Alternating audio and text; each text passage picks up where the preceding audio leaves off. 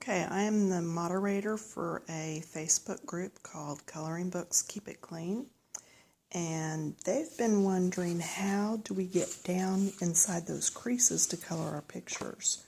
So I am going to take you through the steps on how to actually make your own books into a spiral.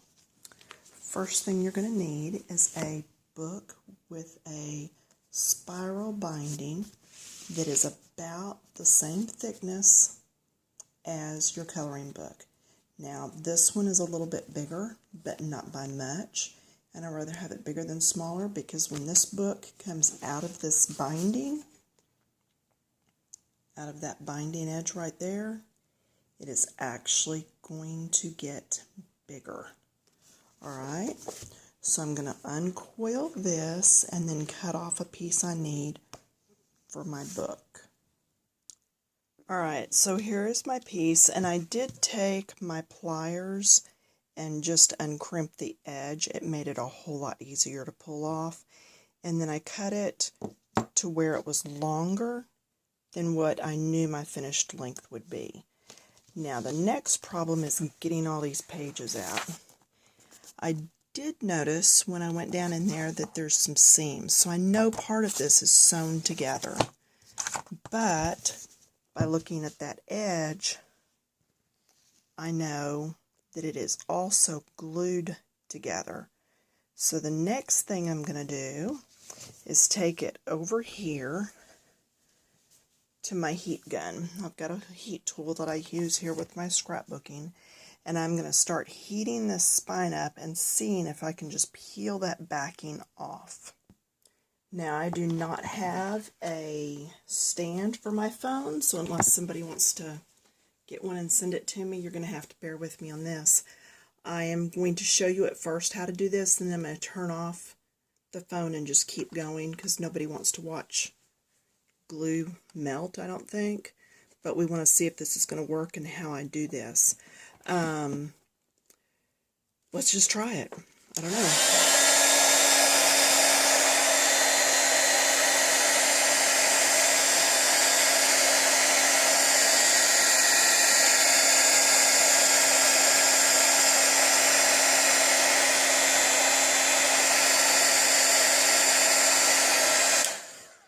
I do not know how long it takes, how good the glue is. Oh, look at there. I would love to reuse this cover though when I put my book back together. Do you see how that's peeling off? And if this video shorts out, look for a part 2 because I don't know how long this will run for. Okay, that tore some. I'm okay with that. I'm really good with that. Let me apply a little bit more heat to the back. You don't want to catch the pages on fire, and you don't want to bake them. You don't want them to turn crispy.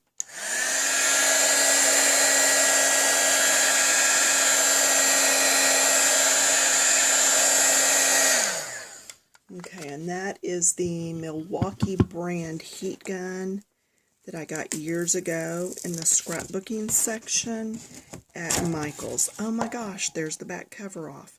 This is what I've got left now.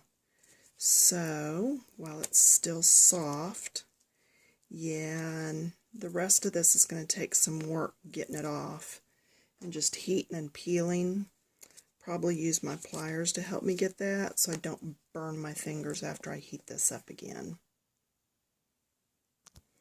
Okay, and I do want to show you part of this process. I'm heating the spine.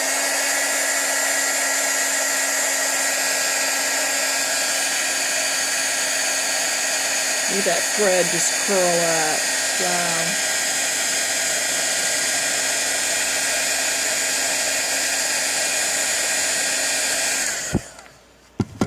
And then I am taking my pliers, and look, it's just peeling off. Alright, so take your book and just work at it. Be patient, take your time. You don't want to tear it up, but you do want to peel all that off. Once it got heated up, I can go at it with my fingers. It's not hot anymore, but it's still pliable. I'm just going to go ahead and take that thread. I don't care. I'm going to get rid of all that. Now you know why my fingernails look like they do from my crafting all the time. Look at that though. You get it the right temp, it's going to come off. Okay, so I am happy to report that almost all the glue is off. I did not burn myself at all, which surprised me. Anytime you see this string hanging off while you're doing this, if you can pull it all the way out, do. It's hard to believe somebody got paid to sit and watch this go through a machine, and here we are pulling it all out. But such is life, you know. And we could probably go and have this actually done at one of the print shops, but I'd much rather save the amount of money that would cost and do it myself and be able to afford another book.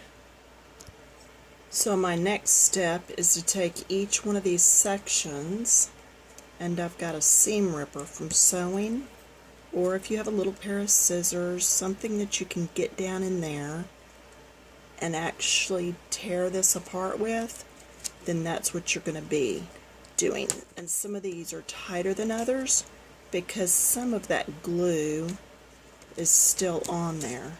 But I want you to go through next and take every section apart. Alright, so stop the video and go do that next. Okay, so now then I have all my sections pulled apart. And what I think I'm actually going to do, I'm kind of winging this. I'm just looking at how it was put together and going in reverse from there. I think because those edges are still kind of tacky looking, I'm going to open each section, and I have to decide, do I want to cut down the middle and then trim, or do I think I can trim with it being flat? And I think I'm going to be trim and just put this through the paper cutter and see if I can get through that. And I'm going to try a couple different cutters, and I'll be back in a minute to let you know which one worked. Okay, I'm trying it with this paper cutter, and it's just not, the pages are too thick. Plus, I think I'm going to end up cutting too much off with this. So I went over and drug out the big mama puppy here and just put just the edge under. This is all the trash I have. Okay, so I'm barely slicing any off. And that's right at the 5.5 inch mark. So I am going to lay all of these down, keeping them in order and trimming off just that little bitty bit when I lay it down at 5.5. Okay, see, I'm barely losing any of my books, so this is going to be great. Did you think I had left you? No, and I'm still not finished, so just hang on. Oh, when you're cutting these, make sure that you have a system to whereas when you cut, then you lay it over, you keep all your pages in order if they're a book or something that is numbered. Well, I'm happy to report that that is finished, and all fingers and toes are still intact. Now I'm taking this and lining up this left edge, and I'm coming all the way over and smushing this down. You could also just cut right up that spine. Alright, yeah, I really need a camera holder. Alright, then I'm going to slide this in at that 5.5 and whack through it so that I have my cover. Alright, front and back covers are also finished, and this is it. This is my trash. That's all. So I think we saved a good portion of the book. Now, you that can afford it and can find it, there are paper supply printing places that will cut this for you. Or if you have the big guillotine cutter, you could probably do that. But in all seriously, this didn't take me but a few minutes. And in my younger days, I would have sat down and cut these by hand because that's what I could afford to do at the time. So anyway, if this doesn't time out, I'm going to be back and show you the next step. If not, look for part 2. At this point, this is my new book. Alright, now do you remember this piece that I took the spiral out of? I'm going to take my cover, and I'm going to slide it behind, line this up, and I'm going to make little marks where every hole is going to need to be. I just used a black Sharpie, and I went through, and you can see little dot everywhere that is going to need to have a hole punched. Let me pull that back out of there and just show you. See all those? That's where the holes go. Alright, now I have this thing called a big bite. Alright, you see that? It actually does 2 sizes of hole punches, and that one is the size I want. The next step is going to be to take a small little pile and hole punch every hole in the entire book. And what I'll do is use this top sheet as a marker area to reline it each and every time so that I know these are all going to line up. I just want to show you here where I do actually line up and go through that original cover every single time. So that's a lot of hole punches, but my book is finished. Now, how long did that take? I don't know. I guess I should have timed myself, but it takes however long it takes. And just think, if you've got 2 or 3 or 4 books by the same artist, and you want to bind them all together, this is the best way to do it. So now I'm going to get my binding, and I'm going to start putting it through all these little holes. You want to take and put it through the hole, and then just keep spiraling it around and do the entire book. I find the best way to do this is to hold it between my legs and use both hands to just spiral. Every now and then you may get a hole that doesn't line up, and you'll have to pull your book apart and just force it through, but just keep going. It does get easier after those first 4 or 5. Alright, when you finish, take and curl this. Curl it around the one on the top. If you look at some of your notebooks, they already have that done on them. Actually, I think what I'm going to do is just curl that to the inside. The purpose of that is to keep anything from falling off the edge. Alright, same thing at the bottom. Just take, give it a little twist.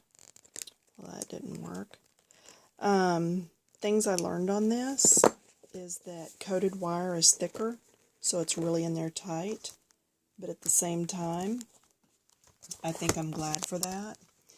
But as you can see, I now have a spiral book that can lay all the way flat that I can color with. So I am loving that whole idea. Didn't take that long. Let's see what else. I guess that's basically it. You can use other binding machines, but make sure that it's something that can flip all the way around and lay flat. I know they have machines at the craft stores that you can use, but I don't think they'll go flat for you. And again, this thing is called a Big Bite, and it is one of the originals. It's got the orange handle. It does 2 different size holes, and it's supposed to do like grommets too, but I've never gotten that to work. I got this one on sale somewhere for $6. I believe it was mismarked, but I think they run about $30, but use your coupon because I use mine all the time. But anyway, there you go. Spiral, all ready. I'm loving it. Okay, have a good one. Bye.